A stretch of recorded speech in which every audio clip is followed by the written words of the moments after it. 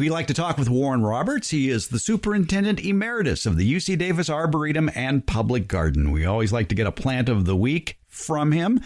And today's plant is one of my favorites. It has great fall color. It has tasty fruit. It has a wonderful whitish bark. It's hard to dislike anything about the persimmon, Warren. No, I agree. It's a tree we're talking about. The scientific name is Diospyros kaki, Diospyros kaki. The specific epithet in this case is the Japanese common name, or one of the Japanese common names. Now, we should not confuse that with the American persimmon. The name persimmon comes from the Powhatan language of the Algonquian language group. Powhatan was spoken, or still is, in the Virginia area. And in fact, the word opossum is also from the same language.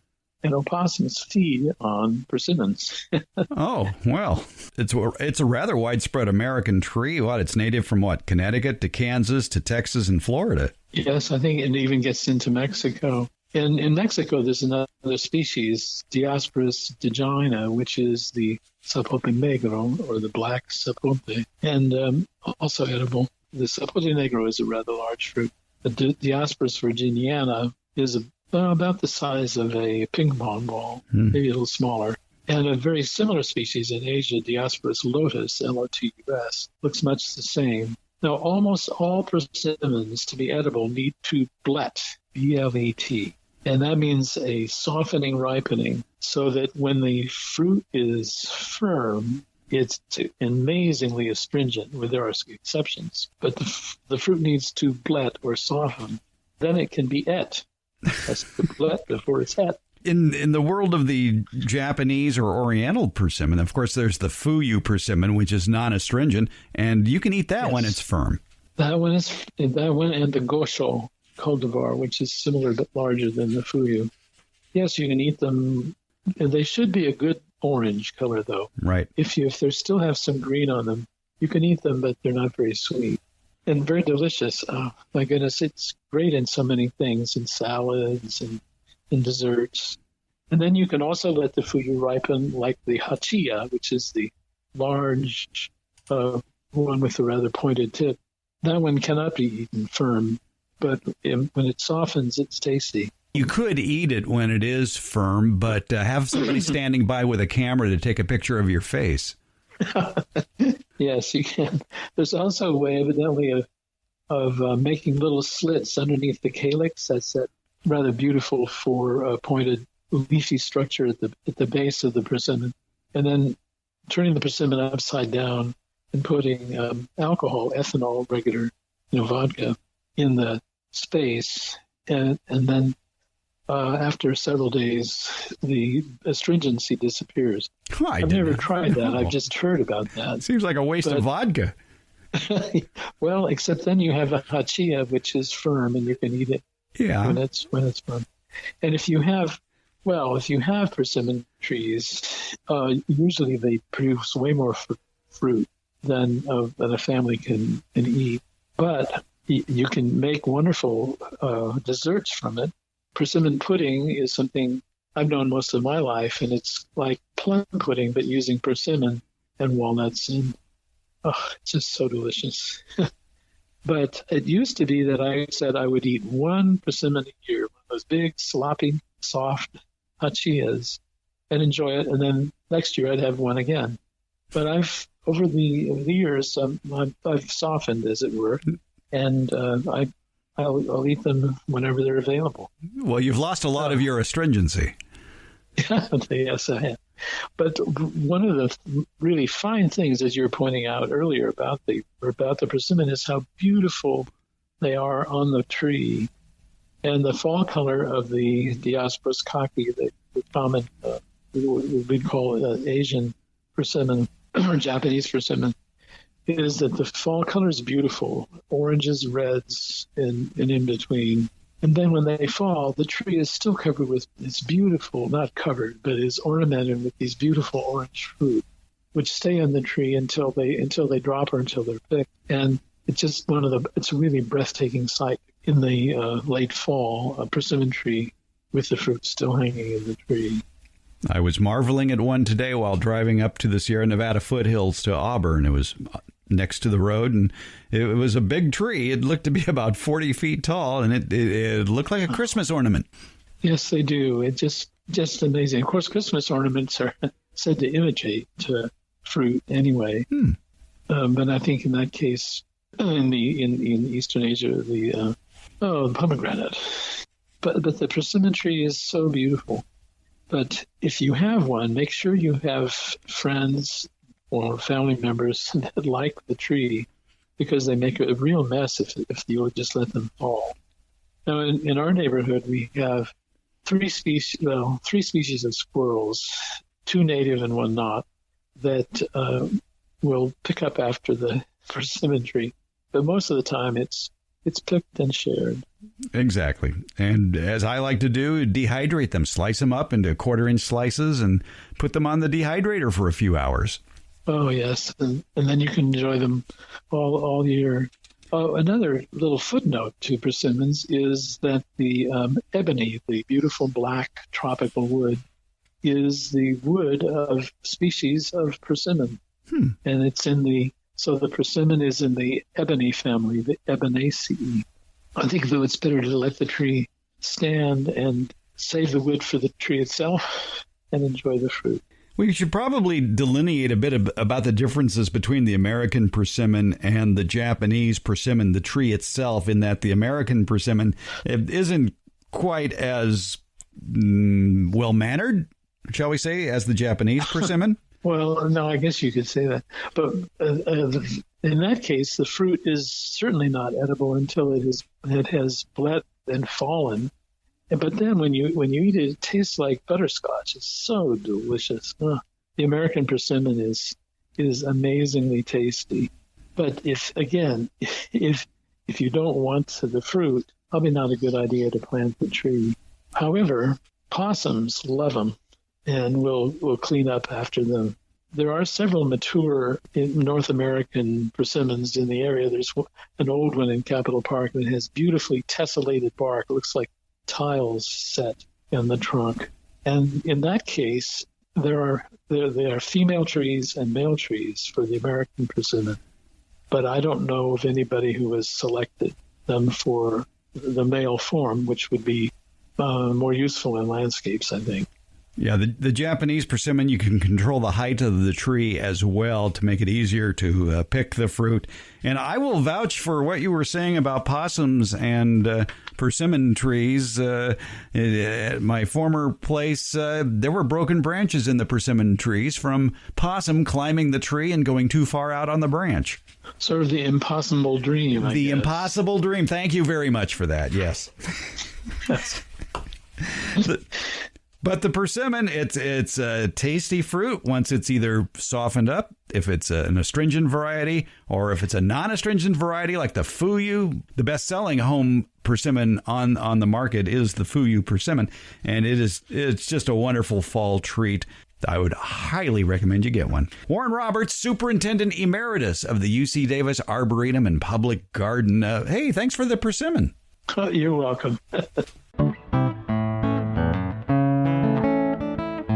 If you're looking for a stunning fall plant that's very tasty, one of the best edible ornamentals for a November-December harvest are persimmons. And there are a lot of great persimmon varieties out there, and it's a very versatile fruit as well. We're talking with Phil Purcell of Dave Wilson Nursery. And Phil, persimmons, I guess, could be divided into 2 categories, the astringent and the non-astringent. Talk a little bit about the non-astringent varieties, such as the Fuyu. Those are the type that you can just go ahead and pick right off the tree and eat them as is, like the Fuyu, kind of like the apple types. The astringent are the ones that you need to have them completely ripen, or they give you a really bitter taste. And for people who are wondering if they're at the store or a farmer's market and they see 2 distinctly different persimmons, chances are that one is non-astringent and the other is probably astringent. Yep, exactly. So kind of like the classic non-astringent is the Fuyu persimmon, and it is shaped like an apple. It's flatter, and it's hard. And the astringent is the most common one is the hachia, and that one is oblong, a little bit bigger, and that one needs really to soften completely before it's palatable. And some of the techniques used to soften the hachia that I've seen are people hanging them on clotheslines. Sure. Yeah. So hachia is one where it's, what they do is they hang them on clotheslines. They also peel them to kind of cure them that way. My mom, she was Japanese. We would throw them in the freezer, and that would work. Or just let them sit out and just let them soften up. The California rare fruit growers, in their descriptions about persimmons, make mention that with the hachia or other astringent varieties, that if you peel them and slice them and dehydrate them, they actually will be sweet. Now, I've never tried that, but if you want to experiment and sort of avoid the puckeriness of an astringent persimmon, you might try that. Yeah, definitely. I've never tried it before, but I've seen that done. And your description of a astringent persimmon is perfect. Unless you really, really tasted an astringent, persimmon, the puckeriness the bitterness is unbelievable. Once it softens, it is as sweet as can be. So it's a very unique flavor difference between the two. There are a lot of great recipes online for working with persimmons, especially the non-astringent varieties like the fuyu. They make delicious cookies. You can dry them, and they're a tasty treat. And just a lot of great ways to use that non-astringent persimmon, including just eating it raw. Right. It's, like right now at the nursery, our fuyu persimmons are devoid of leaves, right? They've gone through their beautiful orange coloring. I'm looking at one right now, and we have a completely deciduous tree, and it's just loaded with the orange fruit, just like a little ornament hanging out there. And what we do during this time of year when we're out digging our trees, if you want a snack, we just go up to our fuyus, pick them right off the tree and eat them, and it's they're delicious.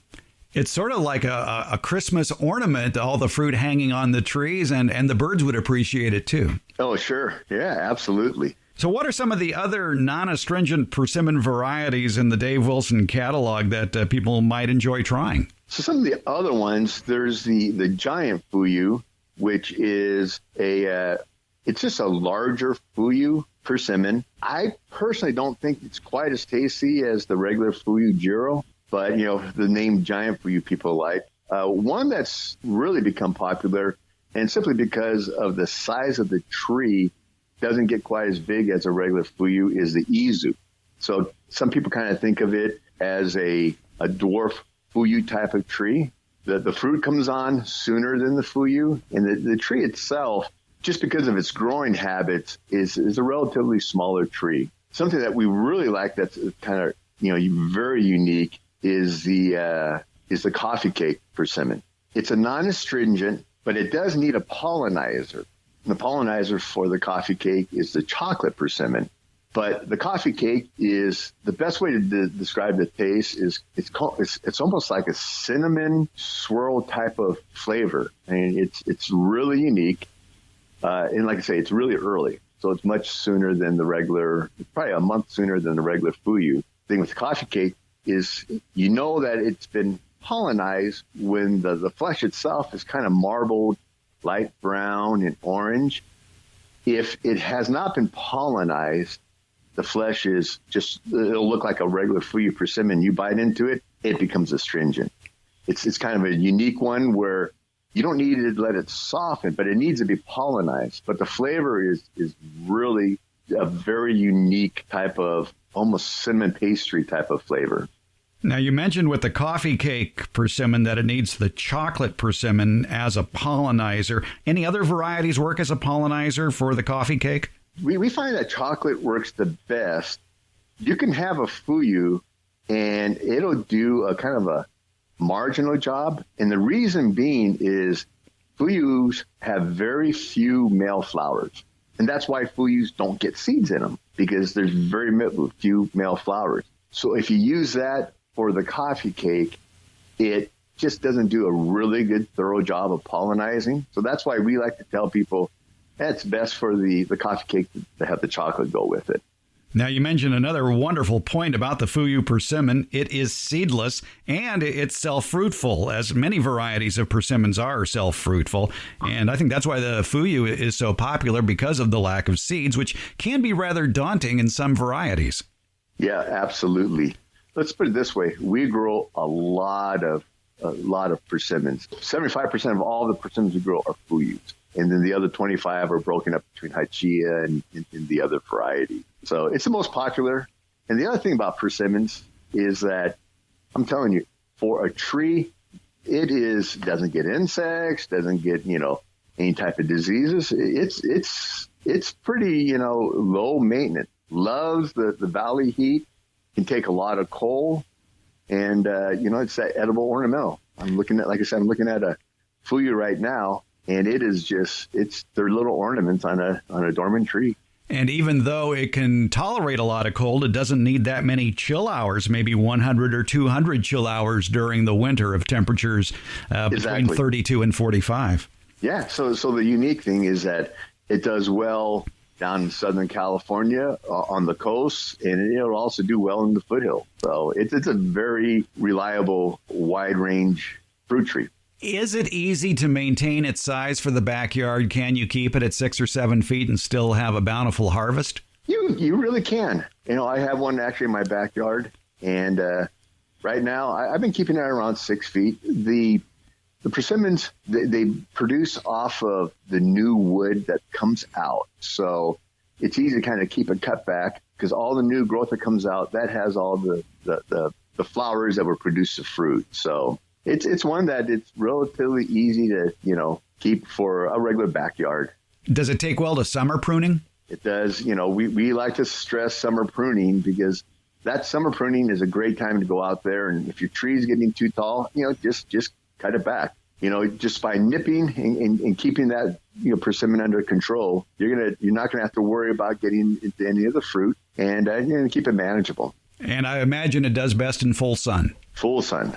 Absolutely. So if you're looking for a fall taste treat, it's hard to beat the persimmons. You can keep it at a very nice size, 6 or 7 feet, and still have a kitchen full of persimmons for holiday gifts or just for munching. They're really a wonderful, tasty treat to have. Persimmons. Find out more by visiting the Dave Wilson catalog online at davewilson.com. And Phil Purcell, thanks for spending a few minutes with us and sampling some persimmons.